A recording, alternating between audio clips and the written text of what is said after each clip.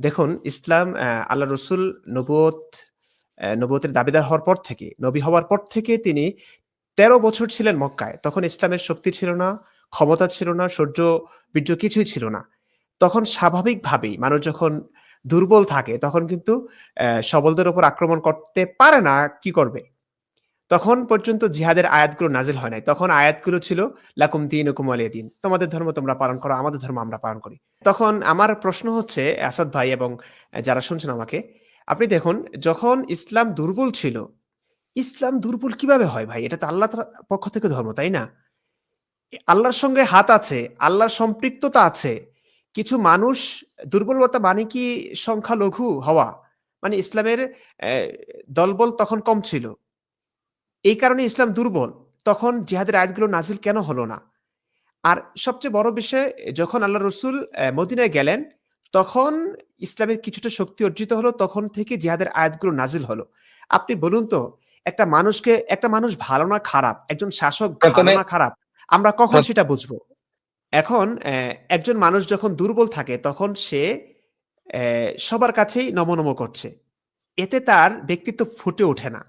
এখন এক কথায় মাক্কী জীবনে ১৩ টা বছর ধরে আল্লাহর রসুল কিন্তু খুবই বিনয়ী ছিলেন, ইসলামের শক্তি ছিল না বলে। একটা মানুষের যখন পাওয়ার থাকে, শক্তি থাকে, শৌর্য-বীর্য থাকে, তখন যদি সে মানুষটা বিনয়ী হন, তখন বোঝা যাবে হ্যাঁ, এই মানুষটা সত্যিকার অর্থে বিনয়ী, সত্যিকার অর্থে ভালো মানুষ, ভালো শাসক। আল্লাহর রসুলের যখনই একটু শক্তি অর্জিত হলো, একটু শৌর্যবৃত্ত হলো, একটু সংখ্যাধিক্য হলো, ইসলামের শক্তি বৃদ্ধি পাওয়ার পর থেকেই, তখন থেকে মারামারি শুরু হলো। তখন থেকে জিহাদের আয়াতগুলো নাজিল হতে থাকলো। ইকদামে জিহাদ মানে আক্রমণাত্মক জিহাদ নাজিল হতে আয়াতগুলো নাজিল হতে থাকলো। একের পর এক দুর্বল জাতিগোষ্ঠীর উপরে আক্রমণ, তাদেরকে ইসলামে দীক্ষিত করবার জোর জবরদস্তি, আসলিম তাসলাম, ইসলাম গ্রহণ করো শান্তিতে থাকবে, ইসলাম ধর্ম গ্রহণ না করলে জিজিয়া দিয়ে থাকো। মানে ওদের দেশে, ওদের ভিটামাটিতে ওরা জিম্মি হয়ে থাকবে। ক্ষমতায় থাকবে ইসলাম। এই সভ্য যুগে এটা মানা যায়? কোন মানুষ এটা মানতে পারবে? যাই হোক, এই দুটো অপশন যদি না মানা হয়, কেউ মানতে পারবে না। যারা মেনেছে নির্মম শিকার হয়েছে বর্বরতার কাছে। যারা মানতে পারেনি, আত্মমর্যাদাবোধ ছিল, এটা তারা মানতে পারে নাই।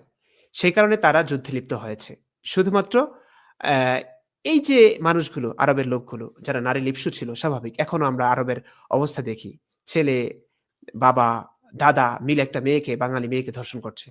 এমন নিউজ আমি দেখছি। এখনো এই ১৪৫০ বছর ধরে এই সভ্যতার যুগে আরবরা এখনো উন্নত হতে পারেনি। তাদের চিন্তা চেতনা খুবই, খুবই জঘন্য। তো এই মানুষগুলোরকে আল্লাহর রসুল কিংবা আল্লাহ আমরা যাই বলি না কেন, আমি যেটা এখনো সংশয়বাদী আমি এভাবেই বলছি। আল্লাহ লোভ দেখালেন নারীর। তোমরা দুনিয়াতে থাকা অবস্থায় তোমাদের নারী থাকবে, কারণ কাফেরদের সুন্দরী, সুন্দরী নারী পাবে। দেখা গেছে কিছু কাফেরদের সঙ্গে যুদ্ধ হয়েছে, সর্দারের মেয়ে। আপনি চিন্তা করুন, শাহজাদি, তাকে পেয়ে যাচ্ছে একজন অশিক্ষিত মূর্খ যোদ্ধা, সাহাবী, যার কোনো কিচ্ছু জানা নাই। শুধু নবীকে অন্ধভাবে বিশ্বাস করে নিয়েছে। আর সে যুদ্ধে গেছে, বীরত্ব দেখিয়েছে।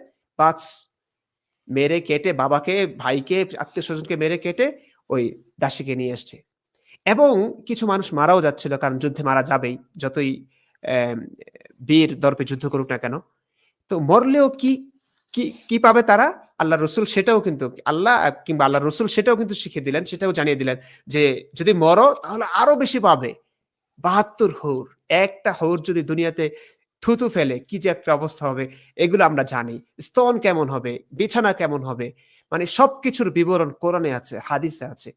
এই লোভের কারণে পরে কিছু সরল মনা মানুষ এভাবে যুদ্ধ করেছে, তাদের সঙ্গে আসলে পৃথিবীর মানে অনেক পাওয়ারফুল, অনেক ক্ষমতাধর রাজা বাদশারা পর্যন্ত হেরে গেছেন। কারণ পৃথিবীর ইতিহাসে আমরা দেখি যে তা তারাই আসলে মানে বেশি মানুষ মারমুখো হয়েছে, যাদের জীবনে কোনো কিছু ছিল না, অধিকার ছিল না। এমনিতেও দেয়াল তাদের দেয়ালে পিঠ ঠেকে গেছে। তারাই কিন্তু ঝাঁপিয়ে পড়েছে সভ্যজনদের উপরে। যাদের ক্ষমতা ছিল, যাদের অবস্থান ভালো ছিল, যারা ভদ্র সভ্য, তাদের উপর আক্রমণ করেছে। তো এই ব্যাপারটাই ঘটেছে। তো যেটা আমি বলতে চাই, এই প্রাথমিক যুগে আয়াতগুলো নাজিল হয়েছে, খুবই সম্প্রীতির কথা ছিল সেখানে। তোমার ধর্ম তুমি মানো, আমার ধর্ম আমি মানছি। এগুলো ভালো। সত্যিকার অর্থেই যদি ইসলামটা এমন থাকতো, তাহলে মানা যেত। হ্যাঁ, ইসলাম তো খুব সুন্দরই ছিল। কিন্তু যখনই ইসলামের একটু শক্তি হলো, তখনই আসল রূপটা দেখিয়ে দিলেন আল্লাহ কিংবা মুহাম্মদ সাল্লাল্লাহু আলাইহি ওয়াসাল্লাম। সেটাই আসলে মানা যায় না। সেটা নিয়ে আমাদের আলোচনা সমালোচনা সেটাই সমালোচনার কেন্দ্রবিন্দুতে পরিণত হয়েছে যে শক্তি হওয়ার পর থেকেই তলোয়ার হাতে আসার পর থেকেই কেন মানুষকে মারতে হবে? তখন কি আল্লাহ বিনয় শিখাতে পারলেন না? তখন কি আল্লাহ হেদায়েতের মালিক ছিলেন না? তরবারি ছাড়া, হ্যাঁ, যুদ্ধ ছাড়া কি মানুষকে হেদায়েতের পথে আনতে পারতেন না আল্লাহ কিংবা নবী? আমাদের প্রশ্ন এখানেই।